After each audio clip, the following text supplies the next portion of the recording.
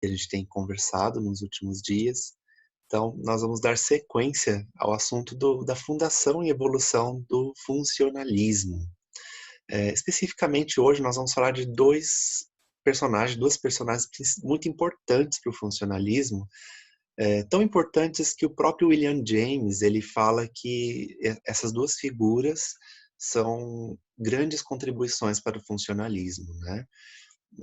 O William James ele considera eles muito mais importantes do que ele mesmo para o funcionalismo, porque são dois pensadores que se aprofundaram muito no desenvolvimento dessa ideia. E aí, nós vamos começar por um deles, né? E o tema da aula, né, desse tema é a Escola de Chicago. E aí, até o final, a gente vai entender por que se chama Escola de Chicago. Basicamente, ela é esse prédio que está aparecendo aí na foto, que é o Departamento de Psicologia da Universidade de Chicago, tá?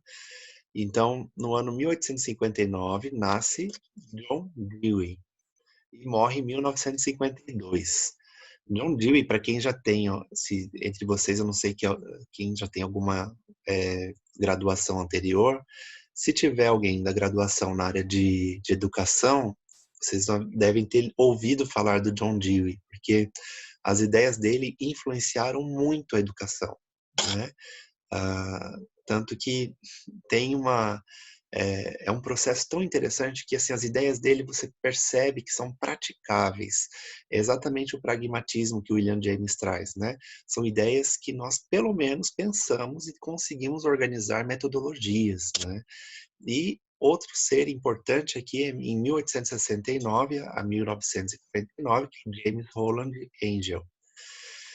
Qual que é a grande interessante a gente pensar, né? Porque eles nasceram praticamente na mesma época, diferença de 10 anos de um para o outro, sendo que o Dewey, ele viveu um pouco mais, né? Quase viveu 100 anos, pensa, né? Além de 1859 a 52, então ele viveu 97 anos, quanto? Quase 100 anos, né? Então, ele pegou uma transição dos séculos. Ele pegou quase metade lá do ano 1850, né? Para quase metade dos anos 1900, né? Ali 1950 também. Então ele viu a transição da sociedade de uma forma muito interessante. Ele acompanhou, ele viveu isso. Eu até falo assim que é interessante porque se a gente for pensar que John Dewey morreu em 1952, não é tão distante da gente, não é tão distante, né? Meu avô, por exemplo, nasceu em 1933 e está vivo. Então, assim, quando ele tinha 20 anos, John Dewey morreu, praticamente, né? Então, a mesma época do mundo que meu avô conseguiu viver e tem histórias para contar daquela época em que ele era jovem, né? John Dewey estava vivo e fazendo suas teorias a respeito do mundo. E o Angel, ou Angel, ele também teve ali um período muito próximo com John Dewey. Os dois têm uma característica em comum, que eles nasceram na mesma cidade, em Vermont também. Então, os dois tiveram a mesma cidade natal. E nós vamos falar primeiro do John Dewey, porque ele tem uma importância assim muito grande, né? E ele foi antes do James, desse James, né? Do Angel. Então, John Dewey ele veio primeiro. É esse senhor simpático da foto, né? É interessante a biografia dele, porque o John Dewey ele não teve exatamente quando criança, ele não foi uma criança que se destacava pela inteligência, pela habilidade.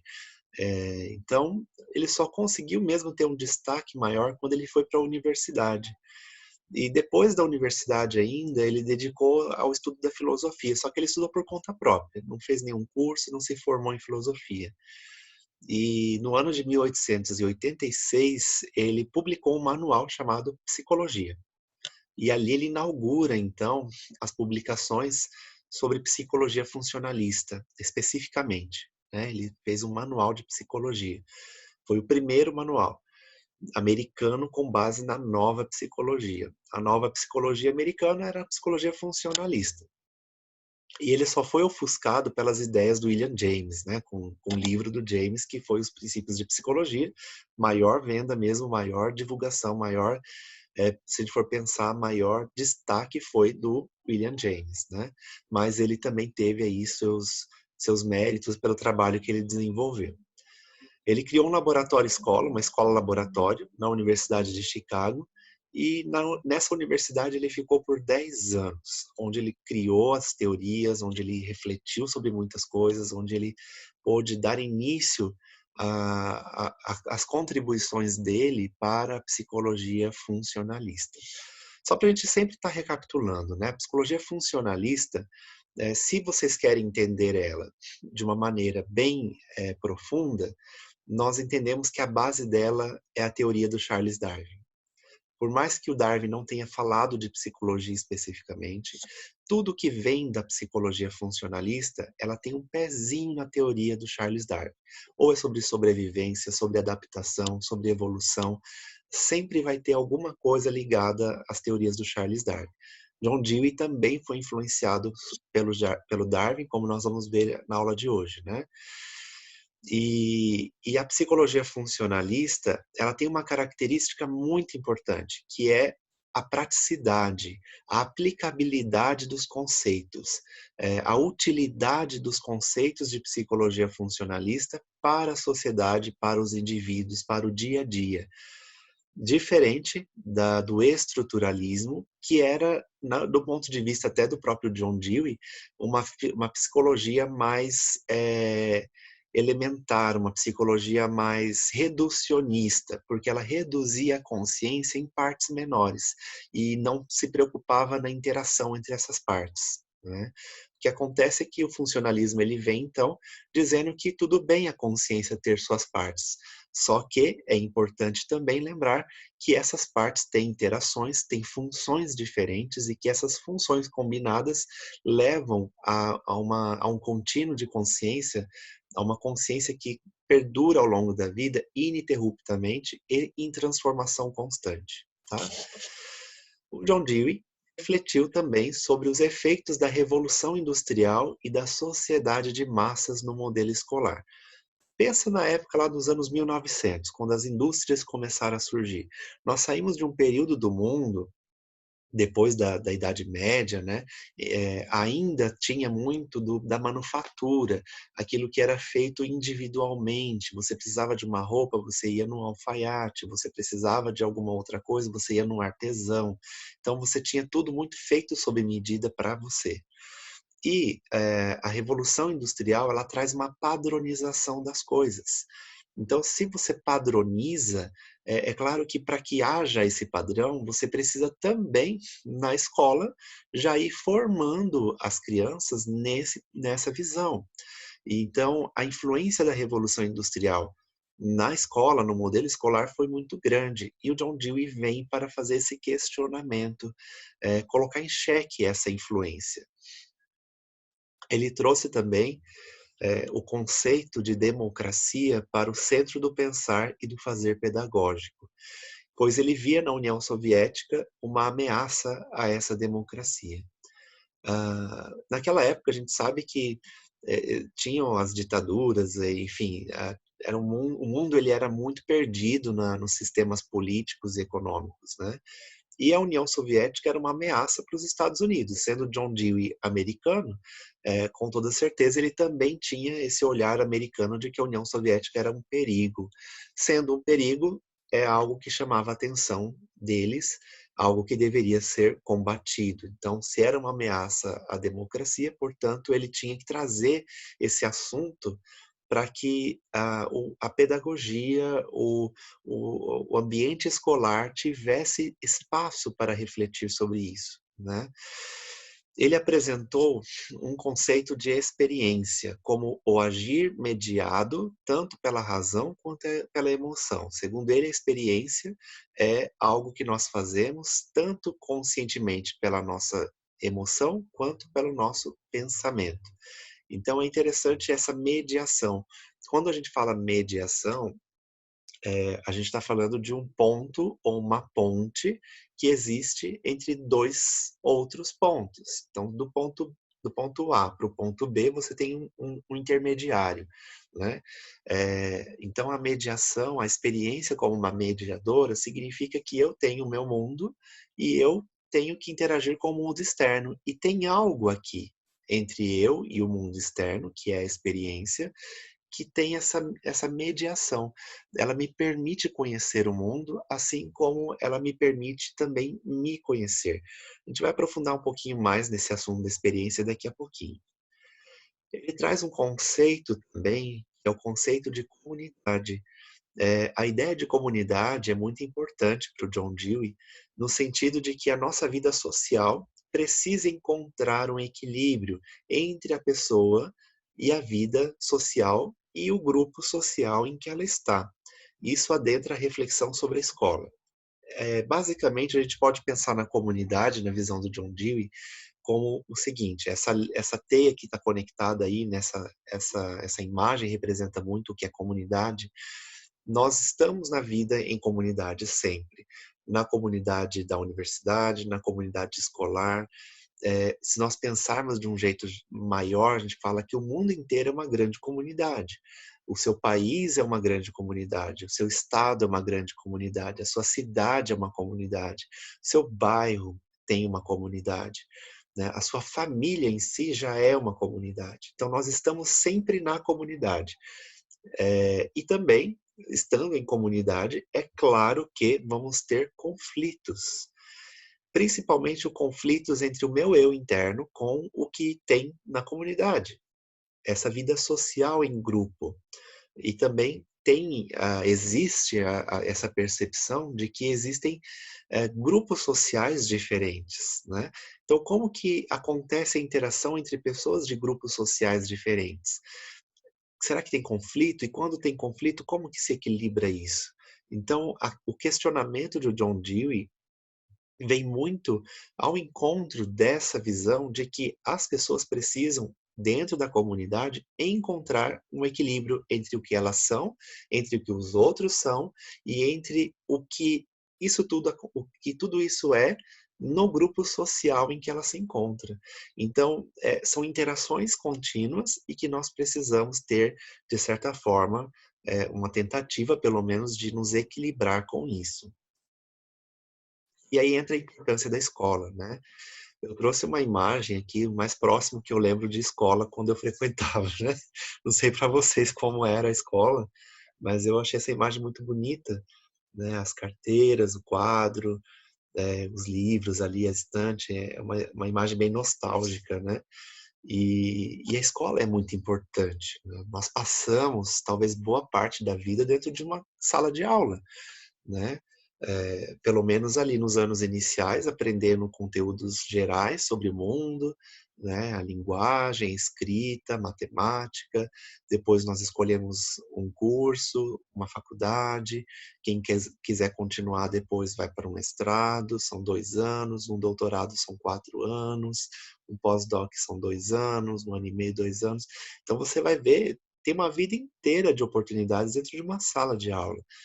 E a criança, nesse caso, quando a gente para olhar para aquele indivíduo que está em formação ainda social, né, porque a criança ela ainda está sendo socializada com o mundo, ela precisa ser cuidada, segundo John Dewey, como a pessoa que ela é, em sua singularidade, na sua individualidade, sem perder de vista que ela pertence a um grupo social maior. Então a criança, ela é um indivíduo, ela é ela mesma e precisa ser valorizado o ser mesmo da criança, né. Ela ser ela mesma tem que ser também valorizado na educação. É claro que isso é um pouco difícil, principalmente quando a gente tem salas superlotadas, que o professor também tem uma jornada de trabalho muito puxada, e aí fica um pouco difícil dele conseguir numa sala assim, de ensino fundamental, por exemplo, conseguir dar espaço para a individualidade de todos os alunos, né. Só que o ideal é que se pense essa individualidade. Então, a criança, segundo John Dewey, precisa ser cuidada desde o papel que ela tem na escola, no grupo escolar, para que ela possa depois entender o papel que ela tem na vida social. Então, primeiro ela entende o que ela está fazendo na escola, para depois ela entender o que ela vai fazer no mundo, na sociedade, sem que ela perca de vista o sujeito que ela é. Então, nós temos aí dois pontos importantes, o lado social e o lado interno. Né? Lembra que quando a gente falou do William James, né, nós estávamos falando justamente que ele vê o nosso eu, o ego, a nossa subjetividade, o sujeito, como três partes. Né? Uma das partes era justamente aquilo que nós apresentamos ao mundo, as nossas máscaras sociais, aquilo como nós nos colocamos em cada grupo, em cada lugar. Né? Outra coisa é o eu espiritual, que ele falava justamente do interno, da subjetividade, daquilo que tem dentro da gente. E é justamente isso que o John Dewey está falando, que nós precisamos equilibrar. Porque muitas vezes nós temos exigências externas, sociais, que internamente nós não estamos dispostos a atender. E para que a gente sobreviva, é preciso uma adaptação. Né? De alguma forma, nós precisamos nos adaptar. Então, o John Dewey, ele é um teórico, né, que ele evita dicotomias. Isso significa que ele vai evitar muitas brigas entre situações extremas e opostas. Ele vai propor, na verdade, o contrário disso, que é aproximações entre essas dicotomias. Ele vai propor diálogo. A palavra diálogo é muito importante, né? Porque significa que por mais que existam situações extremamente opostas, elas podem dialogar. Por exemplo, a razão e o sentimento, como ele coloca, o público e o privado, são situações que extremas, são diferentes, né? Público e privado, por exemplo, são totalmente opostos, porém, eles interagem. Não tem como você ser só público, não tem como você ser só privado. Existe uma interação entre esses dois extremos, e é essa interação que o John Dewey vai chamar a atenção para a gente, porque daí nós podemos estabelecer diálogos que levem a um equilíbrio desses opostos, principalmente ali razão e sentimento. Psicologia é o que mais trata, razão e sentimento. E aí os conceitos principais que John Dewey nos traz é a experiência e o interesse, né? A experiência é vista, segundo John Dewey, como um modo de nos ajustarmos, de ajustarmos o sujeito ao mundo social. Nesse mundo, o sujeito não está livre de conflito e diante dele utiliza sua inteligência em movimento e tenta voltar à harmonia. A experiência nos permite alargar e aprofundar quem somos no mundo e como ele é. Aqui a gente pode fazer uma reflexão bem legal. Por quê? Na nossa prática enquanto psicólogos, né, na nossa vida profissional, em qualquer ambiente que a gente esteja. Você pode ser um psicólogo organizacional, que vai trabalhar numa empresa, você pode ser um psicólogo escolar, que vai para uma escola, hospitalar, e principalmente pode ser que você seja um psicólogo clínico.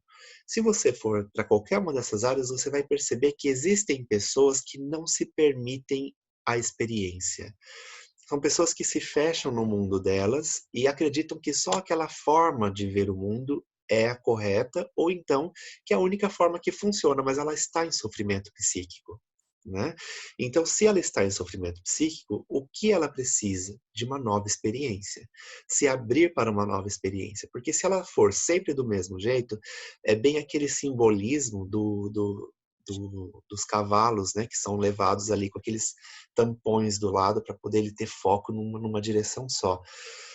Então, sem aquilo, você consegue ampliar a visão, você consegue alargar a sua visão e se aprofundar em quem você é. E também se aprofundar no mundo como ele é. A gente pode, assim, nos adaptar melhor à realidade que nós vivemos, né? Então, se permitir a experiência é algo muito bom. Por exemplo, um exemplo simples, a pessoa está sempre fechada em casa, alguém convida ela para sair, para fazer alguma coisa, ou então para ir passear na natureza, e ela fala, não, não quero ir, e ela não quer ter essa experiência, porque está confortável estar dentro de casa. E aí tá, de repente, um belo dia, ela decide sair de casa, ela decide ir para a natureza, e na natureza ela percebe o quanto é bom ela estar em contato com o ar puro, no tempo de calor poder tomar um banho de cachoeira, e ali ela se renovar e voltar para casa transformada e falar, nossa, que experiência bacana, foi tão bom, relaxei, né? Agora, se ela não se permite isso, ela continuaria no conforto da casa, porém sem progressos, né? Sem muita amplitude de experiência. E então isso é uma coisa que é importante a gente pensar na nossa prática, porque a experiência, ela faz parte da vida humana. Ela é mediadora entre o que nós somos e também os nossos próprios conceitos da gente mesmo, os conceitos que temos sobre o mundo. É a experiência que vai intermediar o que é dentro da gente, aquilo que tem dentro da gente, com o que nós vamos viver no mundo. Só de estar vivo já é uma experiência, né? E quanto mais nós nos permitirmos ter experiências dentro dessa sociedade, mais a gente consegue alargar a nossa visão e aprofundar quem somos. O segundo conceito importante do John Dewey é o conceito de interesse. Interesse ele coloca como uma ponte, um caminho entre dois pontos. O professor, por exemplo, da criança, pode partir do interesse da criança ou do aluno e assim chegar a um propósito para o qual ele queira conduzir o estudante. Então, ele pode ver qual é o interesse daquele aluno, para que a partir disso ele consiga construir uma metodologia, né? Com a gente aqui não é diferente, né? As primeiras aulas a gente não sabe exatamente, o professor não sabe exatamente qual rumo que podemos dar, que brincadeiras essa turma aceita, que brincadeiras são possíveis de serem feitas para que possa quebrar o gelo, né? Qual o sentido das palavras, a forma de falar. De uma turma para outra sempre muda, porque são pessoas diferentes. Então, quando a gente pensa no interesse do aluno, a gente consegue escutar melhor e perceber os pontos que podem ser melhorados para que a aprendizagem seja mais significativa, que seja uma aprendizagem mais realmente que tenha para vocês um impacto maior, que seja benéfico para vocês. Então, essa nossa interação é sempre boa, né? Está sempre aqui para vocês também se colocarem, perguntarem, tirarem dúvidas. É assim que a gente constrói a metodologia da disciplina de uma maneira que fique bom para mim e para vocês, né? Então, esse intermédio entre o potencial que vocês têm de conhecimento e o conhecimento que vocês têm atualmente é o interesse. Então, todos vocês que estão aqui têm o potencial de conhecer tudo isso que está sendo apresentado na aula de hoje. Já tinha esse potencial antes da aula começar. Só que esse potencial só foi desenvolvido porque está sendo feita uma explicação, está sendo feita uma interação com o professor. Então, a ponte é o interesse de vocês. Se não tiver interesse, não se chega a lugar nenhum. Então, a mesma coisa é a gente falar de qualquer outro assunto que vocês queiram aprender na vida. Se vocês não tiverem interesse, não tem como você sair de onde você está para chegar naquele conhecimento que você deseja. Então, o interesse é uma ponte, um caminho entre dois pontos. E nós podemos utilizar desse interesse para que a aprendizagem aconteça de uma melhor forma, né? Um conceito em psicologia que não é funcionalista, que é o arco reflexo. O arco reflexo, ele é um conceito que foi criticado pelo John Dewey. Ele criou um artigo, ele escreveu um artigo chamado Conceito de Arco Reflexo na Psicologia. E ali é considerado, historicamente, o ponto de partida da psicologia funcional com John Dewey. Considerado o artigo mais importante publicado também nos 50 primeiros volumes da Psychological Review. Então, é uma revista de psicologia lá dos Estados Unidos, e os 50 primeiros volumes, o artigo mais importante foi do John Dewey. E ele criticou esse aspecto molecular, elementar, reducionista, psicológico do arco reflexo. Por quê? O que é o arco reflexo? Teoricamente, conexão entre estímulos sensoriais e respostas motoras. Na prática, é aquilo que a gente faz quando a gente é criança e não sabe que não pode pôr o dedo na tomada, né?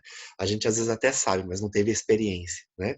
Então, quando você põe o dedo na tomada, você vai levar um choque. O arco reflexo é aquela reação de tirar a mão daquilo. Tá pegando fogo, você vai pôr a mão no fogo, você vai se queimar. Mas quando você não sabe disso, uma criança, por exemplo, ela vai pôr a mão no fogo, ela vai sentir que queimou e vai puxar. Esse reflexo que a gente tem de sair daquele estímulo perigoso chamado de arco reflexo, tá? A questão é que quando a gente pensa do ponto de vista estruturalista, o arco reflexo é só um reflexo que vem aqui do nosso sistema neurológico a um estímulo externo, ação-reação, só. E qual a utilidade disso? O estruturalismo ele não vai trazer qual é a utilidade disso. Por quê? Se ele falasse que a utilidade disso é manter a gente vivo, ele já estaria falando de funcionalismo e não de estruturalismo, né? Porque aí o funcionalismo vai falar que, segundo John Dewey, quando nós passamos pelo arco reflexo, inclusive ele diz que o arco reflexo deveria ser um círculo, não um arco, porque ele não volta ao estado normal, né? É um reflexo que acontece, mas ele não volta para o mesmo estado anterior. Por quê? Tem uma alteração da percepção. A criança que põe a mão no fogo, ela vai alterar a percepção dela sobre o estímulo, que é a chama. Portanto, a percepção e o movimento, o estímulo e a resposta, devem ser vistos, do ponto de vista do John Dewey, como uma unidade e não como uma composição de sensações e respostas individuais. Eu gostaria de perguntar para vocês se fica claro, nesse ponto, a visão estruturalista e a visão funcionalista. Fica alguma dúvida sobre isso aqui nesse ponto? Tranquilo? Então tá. Então, o comportamento não deve ser tratado do ponto de vista funcionalista do John Dewey, o comportamento não deve ser tratado como um construto científico artificial, como se você pudesse pegar aquele comportamento e colocar em situações controladas e ter ali um construto científico. Porque o comportamento ele é muito mais ligado ao natural do que a situações controladas, né? Em termos deve-se olhar o comportamento em termos do seu significado para o organismo, na adaptação ao ambiente. Então, olha a palavrinha, quando você ouve a palavra adaptação, de quem que você lembra, né? Então, a psicologia funcionalista, ela vai falar muito de adaptação, de sobrevivência, que é Charles Darwin. Então, a adaptação ao ambiente. O nosso comportamento deve ser um comportamento funcional, ele deve ser um comportamento que nos leva à sobrevivência, a nos adaptar ao ambiente onde nós estamos. Por exemplo, você é uma pessoa tímida que não gosta muito de aglomerações, né? E aí você é convidado para uma festa. O seu comportamento ali naquele ambiente, como que é? Você já chega abraçando todo mundo, cumprimentando, e oba-oba, vai dançando? Talvez não, né? Seu comportamento talvez seja se você for uma pessoa tímida, você vai ter um comportamento ali mais observador, tentar encontrar algum ponto ali ou alguém que você conheça para poder ter ali alguém com quem se enturmar e de repente ali no meio disso você consegue se abrir para uma nova experiência, de conhecer pessoas novas e assim por diante. Então, o seu comportamento te ajuda a se adaptar ao ambiente. Alguns vão ser muito rápidos, né? São mais extrovertidos, vão chegar no ambiente já chegando, né? Chegando, como o pessoal fala, né? E assim, cada um vai ter a sua forma de lidar com o ambiente em que está. Então, nós temos essa visão dentro da psicologia funcionalista de que o comportamento também tem que ser útil. Tudo tem que ser útil, inclusive esse arco reflexo. Não é só você ter uma reação ao estímulo, mas entender, ter consciência de que aquele estímulo foi um estímulo perigoso. O fogo queima, a tomada dá choque, né? Isso que a psicologia funcionalista vai olhar mais para a transformação que essa experiência traz na vida da pessoa. E aí, encerrando a parte do John Dewey, nós vamos destacar novamente que ele foi muito influenciado pela teoria evolucionista do Charles Darwin, né? Foi influenciado então pelo evolucionismo. Na luta pela sobrevivência, tanto a consciência como o comportamento trabalham para o organismo. A consciência gera o comportamento adequado que permite ao organismo sobreviver. Como consequência, a psicologia funcional dedicou-se ao estudo do organismo em funcionamento.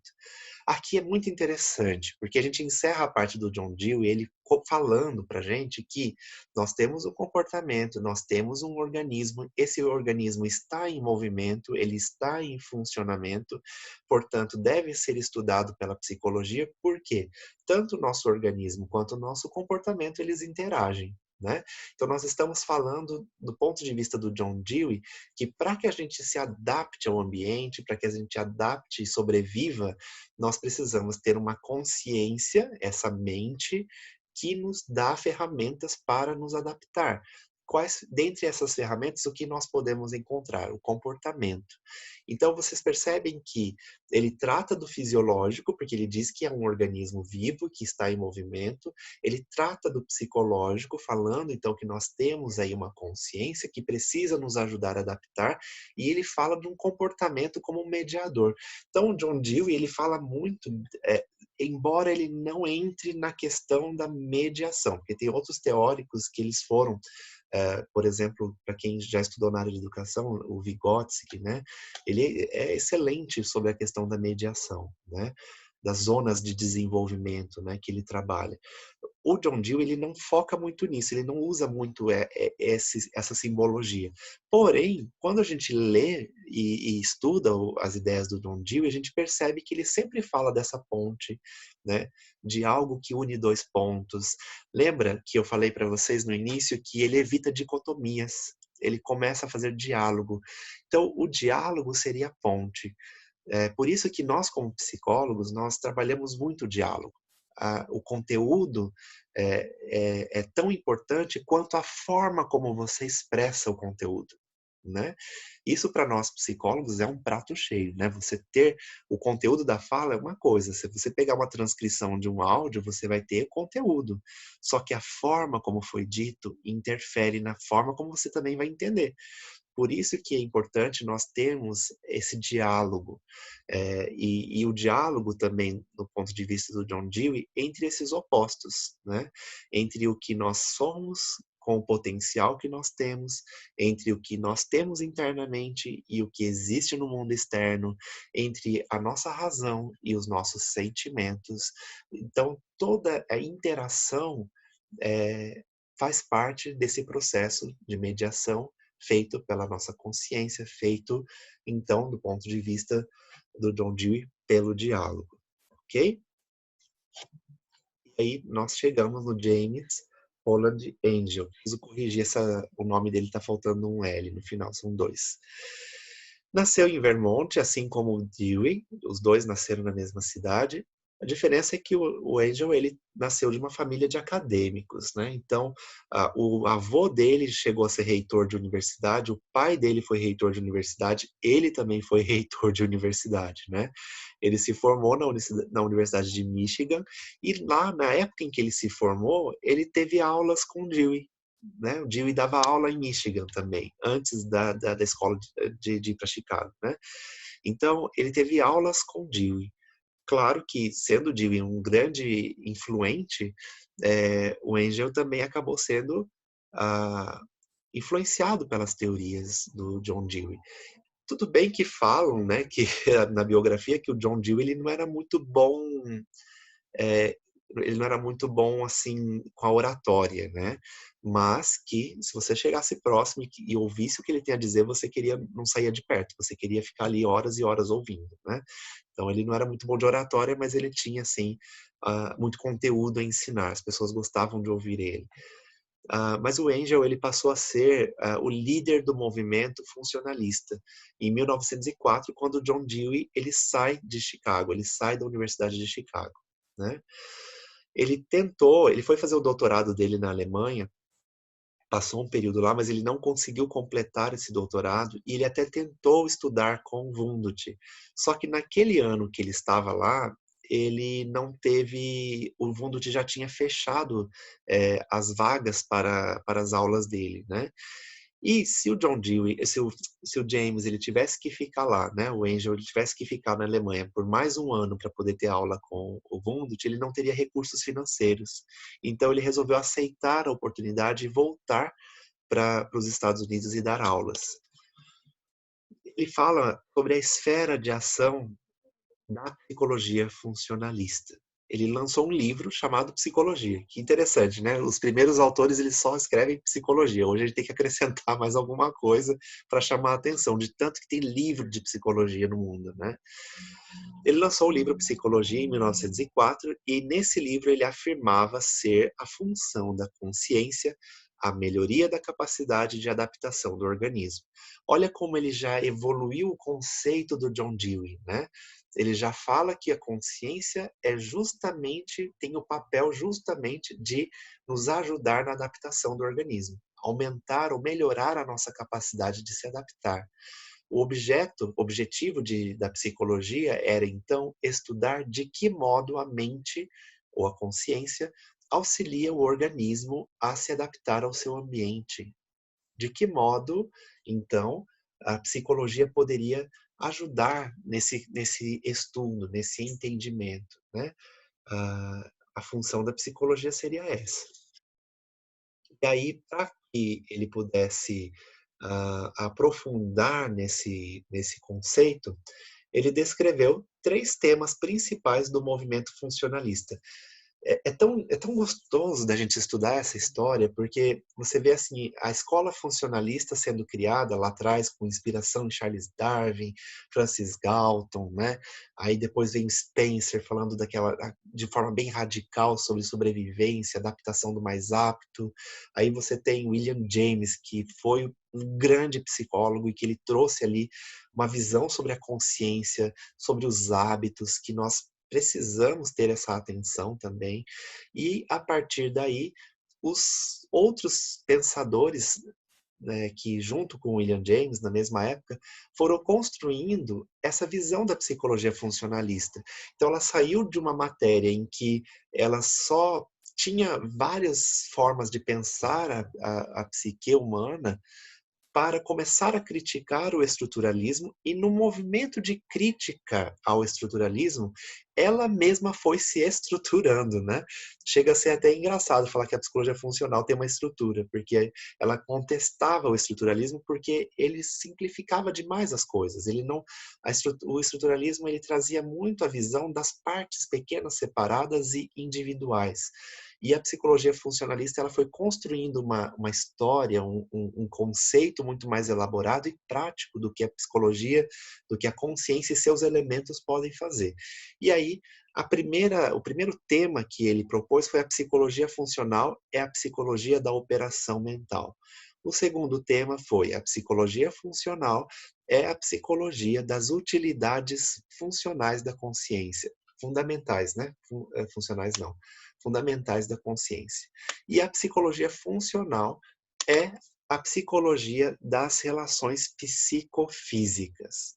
Eita, agora a gente tem pano para manga aqui nesse conteúdo, porque olha só, o primeiro, quando a gente fala da psicologia como psicologia da operação mental, então o funcionalismo ele se preocupa com as operações mentais.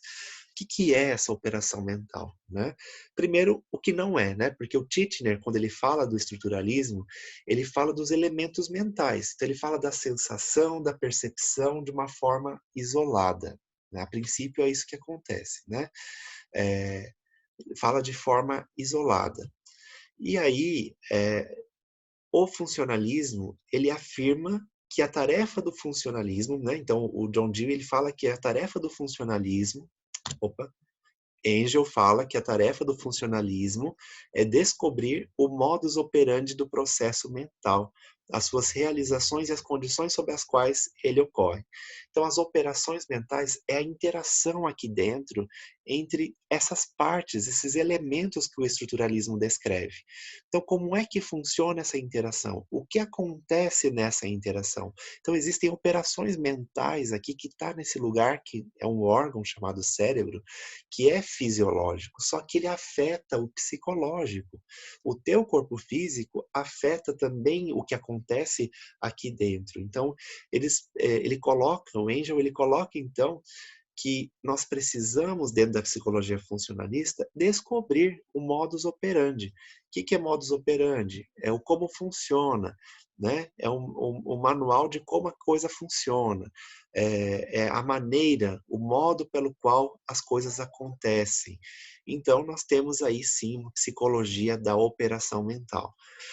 Depois ele vai falar que a psicologia funcionalista é a psicologia das utilidades fundamentais da consciência.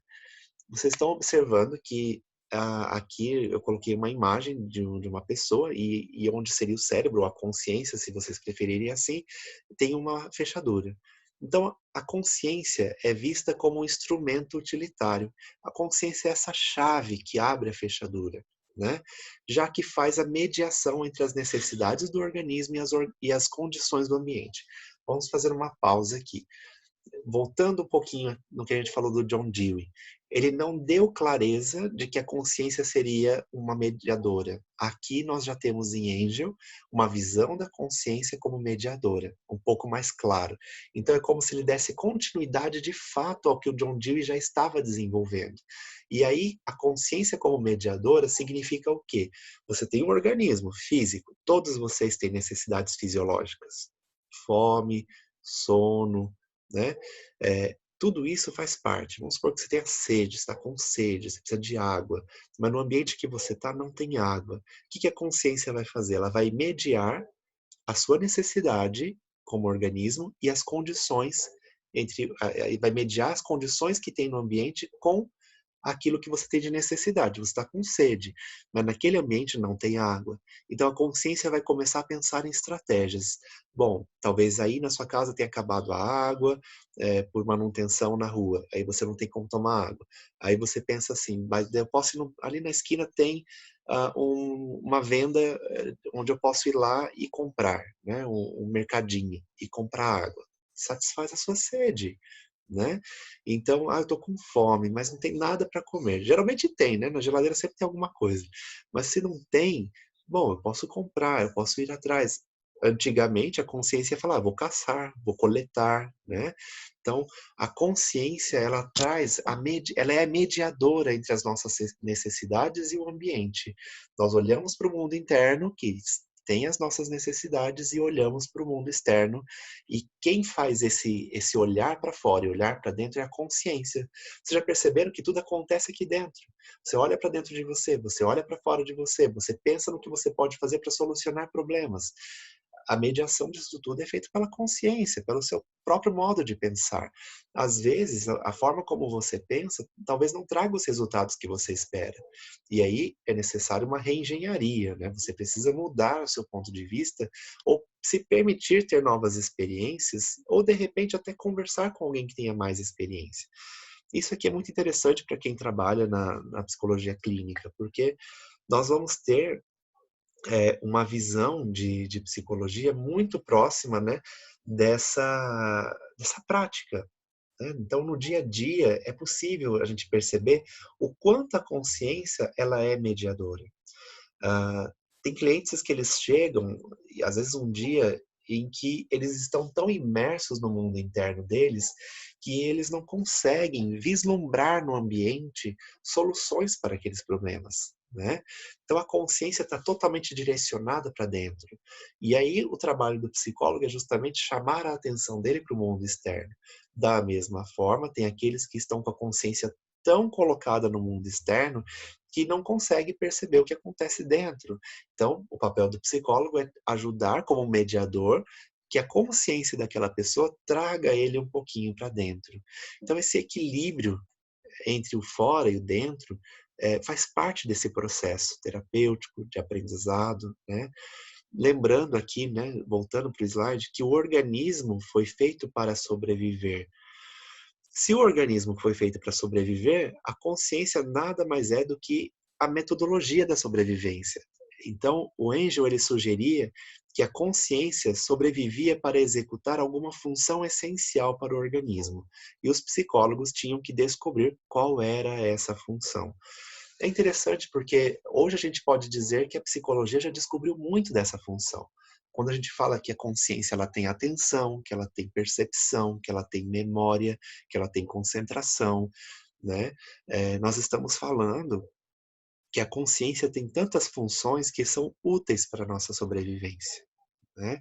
E é justamente o que o Angel ele fala. Então a consciência ela é mediadora e ela também é ah, uma função que nos ajuda a sobreviver melhor, a procurar métodos mais eficazes para fazer a sua vida prolongar, né? Então, é muito interessante a gente pensar na consciência e entender como que ela funciona, como que ela trabalha a nosso favor, né? Eu gosto muito desse tema, né? Eu passei. Ó, aqui, psicologia das relações psicofísicas. quando o Engel ele fala que a psicologia, a funcionalista, ela tem que se atentar também para a relação psicofísica, ele está indo contra alguns conceitos da época em que a mente e o corpo não estavam conectados, né? Na filosofia a gente tem o monismo e o dualismo, né? Aquela coisa da divisão da mente e do corpo e da união da mente e do corpo.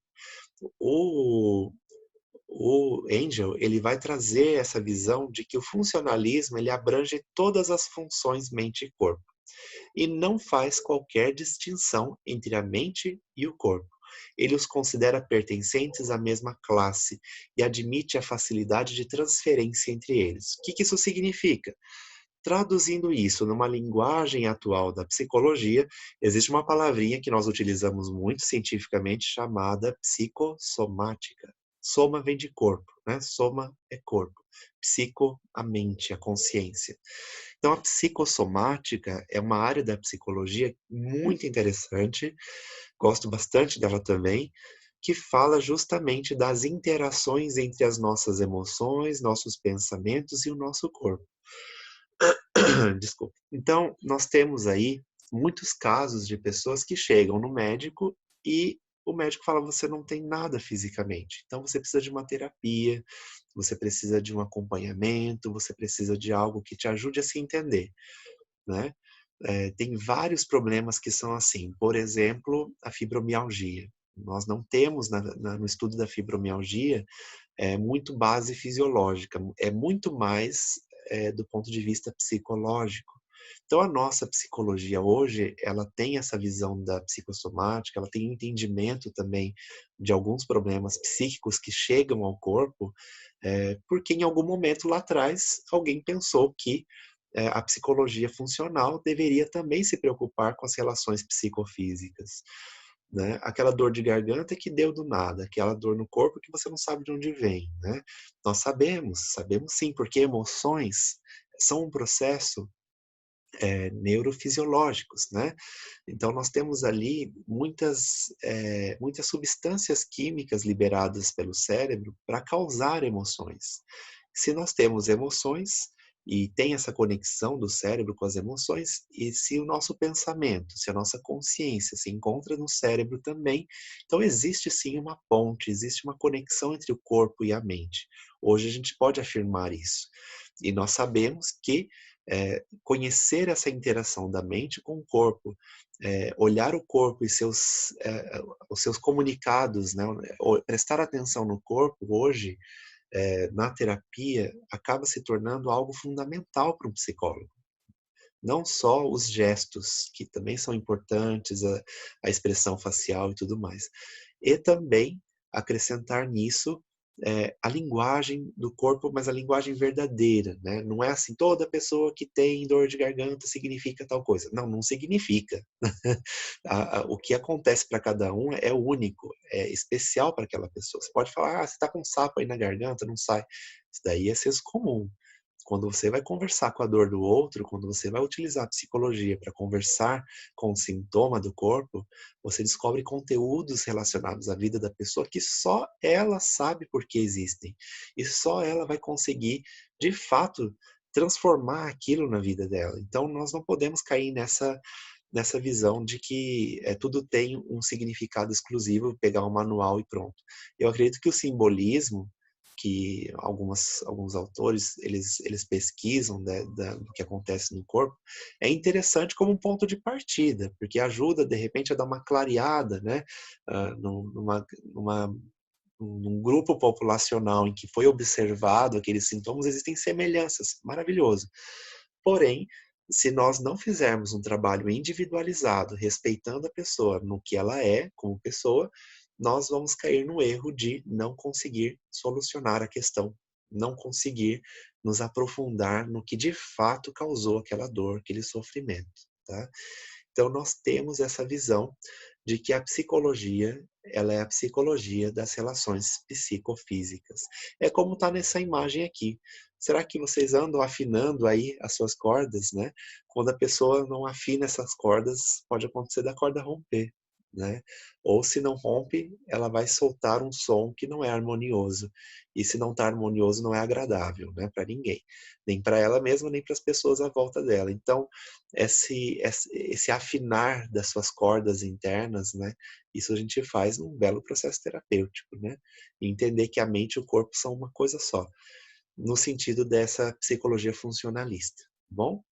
E aí, nós vamos concluindo a ideia do Engel, que ele afirmava, no primeiro momento, o Engel, ele afirmava que, por exemplo, o estruturalismo e o funcionalismo deveriam estar juntos, né?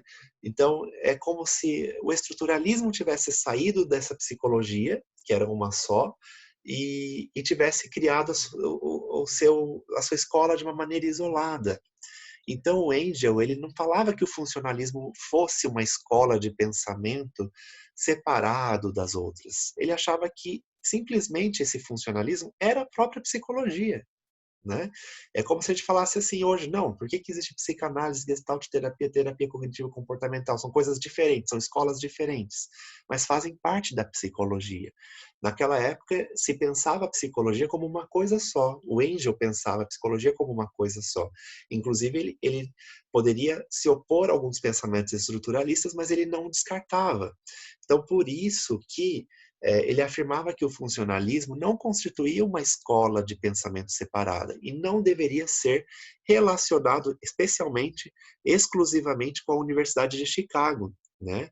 Não poderia ser a Universidade de Chicago o único foco dessa psicologia funcionalista.